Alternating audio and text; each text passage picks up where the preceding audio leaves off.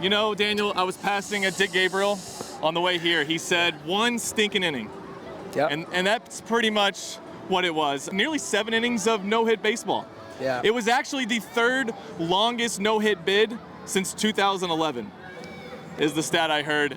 Kentucky gets not blanked thanks to a Ryan Nicholson home run, but fall 5-1 to the Aggies here on Monday night. And now things get really tough. But first, Daniel, just kind of going through this game, you know, Kentucky in the second inning had a really good opportunity, and that's one that people are going to talk about. First and second, nobody out. You decide not to bunt runners over because you have Nicholson up. You trust him, and then you try to bunt McCarthy. He fouls it off twice before eventually striking out. What were your thoughts in that inning? Just missed opportunities, and I know a lot of people didn't like the call for McCoy to bunt with 2 outs, but it was so close. I mean, it was perfectly bang. executed. And if it had executed, that's a 1-0 run, and I mean, who knows how this game would have went. A&M didn't score until the 5th or whenever it was. They had their 5-run inning, you know, just a game of missed opportunities. They finally would get guys on base, either walks, and then when Prager exited, getting guys out there, but yeah, just a real disappointing night. Ryan Prager was dialed in. As we learned, he's kind of a contact pitcher, and the wind howling in. Nicholson said that changed their approach at the plate, and it showed. Kentucky really struggled, obviously, going 6 2/3 without a hit. But it's been kind of the story for Kentucky all tournament long. The bats. This is a cold lineup right now for Kentucky, and it's, you know, we were thinking that it's kind of amazing that they're 6-0 in this tournament. It's rough. You know, all of their production is coming from the middle of their lineup right now, the 5, 6, 7 with the Daly and Nicholson and McCarthy trio. I believe Nicholson and McCarthy got 3 of their 4 hits. They might have gotten all 4 of their hits. And it just seems like every single game that's what they're relying on. Ryan Waldschmidt, another night without a hit. Devin Burks continues to struggle in the 3-hole, and that's a real problem that I don't think is going to be addressed. I mean, doing this well so far in the season. Yeah. I know that Minge wouldn't want to mess things up, and Devin's his guy, but I mean, we're getting to the point where it really is rough to see maybe a Petrie get on, and you may have someone up on base, but Devin has not come through. And there was 1 out. I can't remember what inning that was. There's 1 out, runners on first and second, bottom of the 6th, and guys on first and second, 1 out, and we're like, here we go. Like, here comes the comeback. Burks grounds into inning double play, and it's been a rough stretch for him. It's been a rough stretch for Grant Smith, James McCoy, Ryan Waldschmidt. I mean, there's 4 guys right there. It's like this team has relied on its pitching, and then you have tonight where Mason was great through 5, but it just seems like the later he goes in these games, it just catches up to him. We've talked about that all year, and the 6 puts guys on. O'Brien comes in and gives up those 5 runs, and so just a rough night. And I don't know if it's late in the season to correct these lineup decisions, and well, I mean, it is what it is at this point. I just don't know that you're going to see a change tomorrow. You know, you've ran with that lineup all the way here to Omaha, so why change it up now? Even if the analytics say that maybe you should. I mean, your 1 3 hitters right now, you know, are well below the Mendoza line in the NCAA tournament. So, but look, when you look at Waldschmidt, what he's done at the plate all year, I mean, I'm not changing that part of the lineup. No, I'm just saying, I mean, when you've got a guy like Ryan Nicholson, who, by the way, he's now tied for the most home runs hit in a season with 23. He also hit 1 in his first 20 games. So if he had started like he'd been now, I mean, he could be at 30. Like, he could be pushing the cags and whatever. But when you've got a guy that hot in the lineup and you're batting him 6th, you're taking at bats away from him.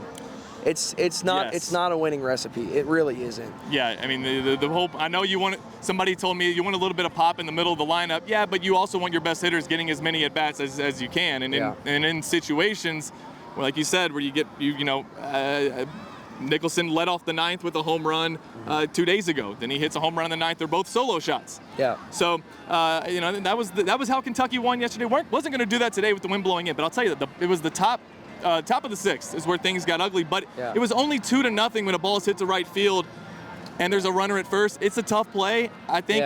Look, it's a tough read, and I think maybe the initial thought is, wind's blowing in, and maybe you don't think it's going to travel that far and take a step in, and then you get beat.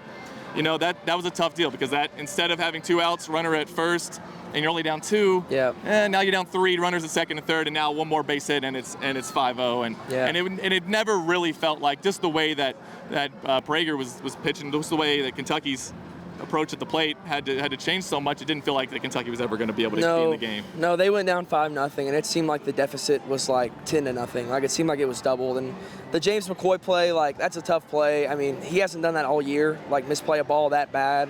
I mean, it was similar to what happened in the Florida game, which got UK the win. And it's a tough break. It was a tough night for these guys, and now they've got to go out and they've got to win 3 games in 3 days. I mean, they can do it. Like they've done it in regionals before, and they're facing teams that they're familiar with. I mean, they'll play Florida tomorrow, and have to come back and beat A&M twice now. So it's going to be an uphill battle. But this team, I mean, they're battle tested. Minge touched on that. They've done it before. So I mean, we've got to come out here tomorrow and live to see another day.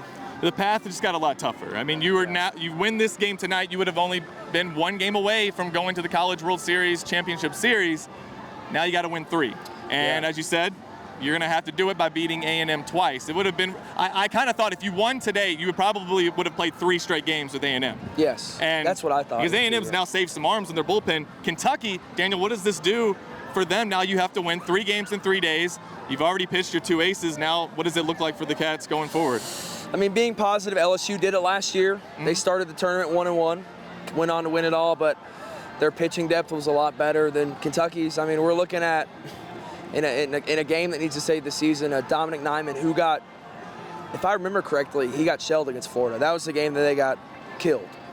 And so you're looking at a Dom Nyman, maybe a Travis Smith who has pitched just 1 inning over the past month. If me personally, I'd probably try and do a bullpen game, maybe start a Ryan Hagan out and go to a Hogan and just try and keep afloat like that. But if they go Dom Nyman, if that's what they want to do, I mean, hope for a vintage Dom Nyman performance. You know, he had that really good stretch of games against Georgia and Alabama, and now it's like he has not been good at all over the last half of the season. So the pitching, it's not great.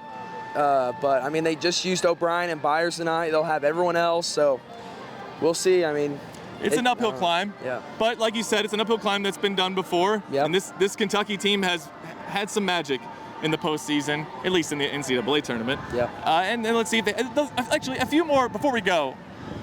Just a few little notes that we saw. The catwalk that was before the game. Man, Big Blue Nation, when they show up, they show up. I loved it. I had basketball nerves all day. Yeah. That felt like a basketball fan base. It's just like the basketball team, man. It was that whole hotel was packed. The lobby was packed full of Kentucky fans being obnoxious and loud in front of the Texas A&M crowd. There was like 10 or 15 A&M fans. Yeah. They're staying in the same hotel. Yeah, I'm like, man, this must be so obnoxious. Yeah.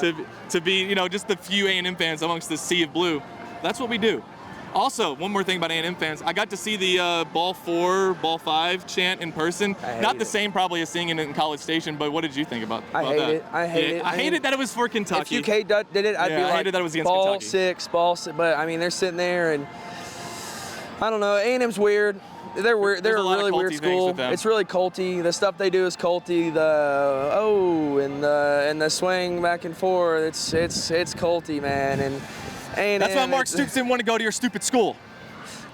Yeah, have fun with Mike Elko. But I mean, we'll be back at it tomorrow. We got more baseball, Daniel. The Minge mindset, it expires at midnight. So starting tomorrow, the slate is clear. They're 0-0. Got to win 3 games in 3 days. We'll see if they can do it. Got to win 5 games in 6 days or something like that. Yeah. Look, that's the goal. This team has shown that they can do this, man. They can do it. You think so? It's going to be tough, but they can do it. I'm trying to stay positive. Here's the one positive. Hey, we get 3. We could possibly have 3 more Kentucky games before we even get to. Coach Mingione did say he was saying that if we won the College World Series, I was thinking about how sad I was going to be that it was over. I don't think they want it to be over tomorrow night. Some storms also could be coming I have our way. No idea what they're going to do with that. It looks awful. Right now, the game is at 7 p.m. Eastern Standard Time. Yeah. But that may change. So we'll keep you updated. Make sure you're following Daniel Hager, KSR. Yep. And then you can follow me too, Stephen P. KSR. But mainly follow Daniel, and we will see you guys tomorrow night, unfortunately.